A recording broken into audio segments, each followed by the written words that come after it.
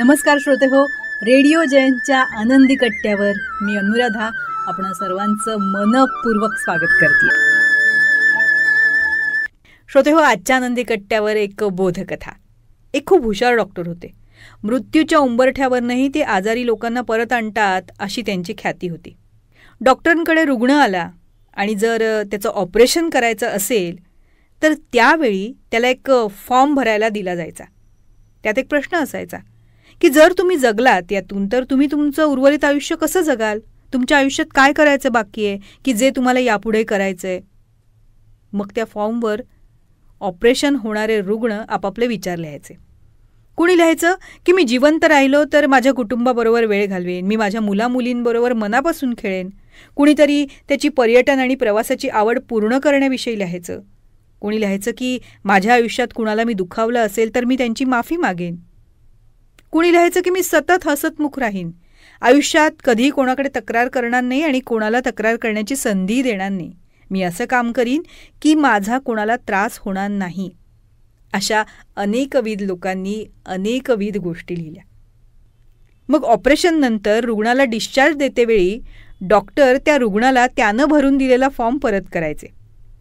रुग्णाला त्यानं फॉर्ममध्ये काय लिहिलं आहे ते चिन्हांकित करायला सांगायचे आणि तो त्याच्या आयुष्यात किती साध्य करू शकला आहे हे सांगण्यासाठी परत यायला सांगायचे.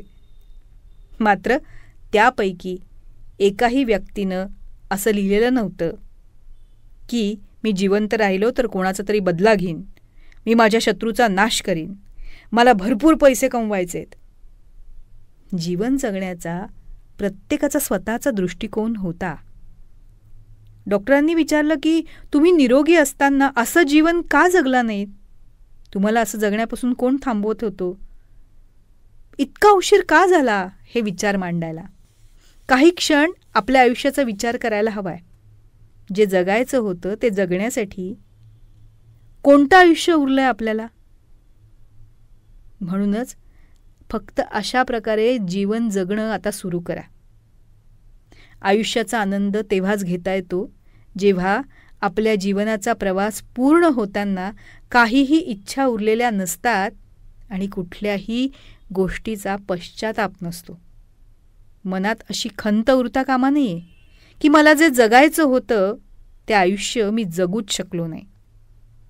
म्हणूनच श्रोते हो, असा कुठलाही फॉर्म हाती येण्याआधी देवानं जे आपल्याला आयुष्य दिलं आहे ते भरभरून जगूया.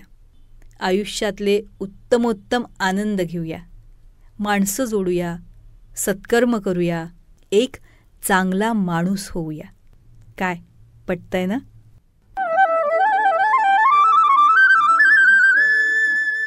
तर श्रोते हो, आजचा हा विचार तुम्हाला कसा वाटला याविषयी आम्हाला आपल्या प्रतिक्रिया जरूर कळवा. त्याचबरोबर रेडिओ जयंतनं चतुरस्त्र हा पॉडकास्ट सुरू केलेला आहे आणि या पॉडकास्टमध्ये प्राध्यापक, लेखक, कवी, नाटककार श्री रमेश कोटस्थाने यांच्याशी साधलेला दिलखुलास संवाद आपण बघणार आहात. या संवादाचे दोन्ही भाग आपण आपल्या चॅनलवर अपलोड केलेले आहेत, तेव्हा हे दोन्ही भाग जरूर बघा. ते तुम्हाला कसे वाटले याविषयीच्या प्रतिक्रिया नक्कीच आमच्या कमेंट बॉक्समध्ये लिहा.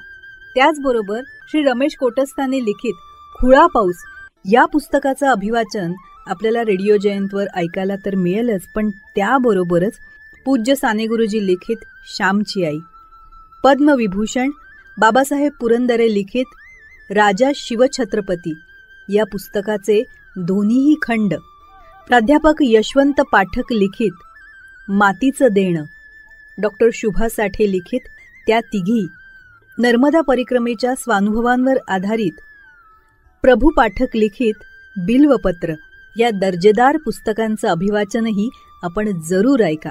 आणि ते आपल्याला कसं वाटलं याविषयीच्या आपल्या प्रतिक्रिया आमच्या कमेंट बॉक्समध्ये नक्की लिहा. आणि हो, रेडिओ जयंत हे यूट्यूब चॅनल लाईक करा, शेअर करा आणि सबस्क्राईब करा. याचं सबस्क्रिप्शन फ्री आहे.